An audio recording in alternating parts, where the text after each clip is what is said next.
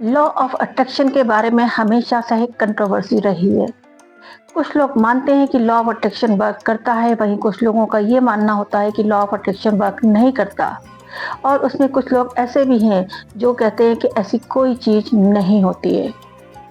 लेकिन आज मैं आपको एक ऐसा एग्जाम्पल दूंगी जिससे कि जो लोग ये नहीं मानते हैं कि ऐसी कोई चीज़ होती है या वर्क नहीं करता, वो इसको मानने के लिए मजबूर हो जाएंगे कि लॉ ऑफ अट्रैक्शन जैसी चीज़ होती है और ये वर्क करता है। एक देश है, उसका नाम मैं नहीं लूंगी, आप लोग खुद ही समझ जाएंगे कि मैं किस देश की बात कर रही हूँ।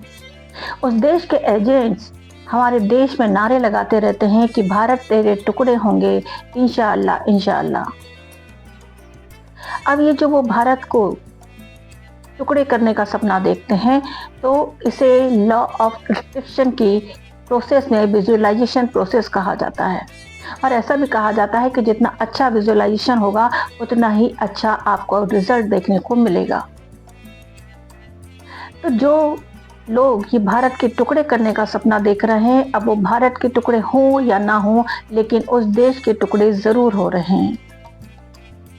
इससे पहले 1971 में उसी देश से एक टुकड़ा अलग हो गया था, जिसे कि आज हम बांग्लादेश के रूप में जानते हैं।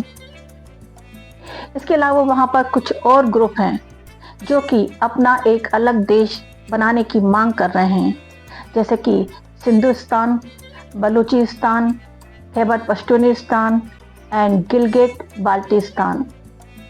वहाँ पर एक ग्रुप और है, वो तो कुछ ज़्यादा ही हद कर रहा है, जिसे हम तहरीक तालिबान के रूप में जानते हैं। ये ग्रुप तो इस देश से अलग होना ही नहीं चाहता, बल्कि ये तो पूरा की पूरा पाकिस्तान ही चाहता है और वहाँ पर शरिया कानून लगाना चाहता है। इसलिए कहते हैं कि जब भी बोले सोच समझ के बोलें। हम जब दूसरों का बुरा सोचते हैं तो उसका बुरा हो या ना हो, हमारा बुरा जरूर होने लगता है। अब वही वो देश अगर अपनी प्रोग्रेस में ध्यान लगाता तो वो देश भी आज प्रोग्रेस कर रहा होता। दूसरों को नीचा दिखाने में अपना टाइम खराब मत करें। इससे अच्छा है कि आप अपनी प्रोग्रेस करें। दूसरों की लाइन को छोटा मत करिए, बल्कि अपनी लाइन को बड़ा करने की कोशिश करिए। अगर आपकी लाइन बड़ी होती है तब भी दूसरे की लाइन छोटी हो ही जाएगी अपने आप।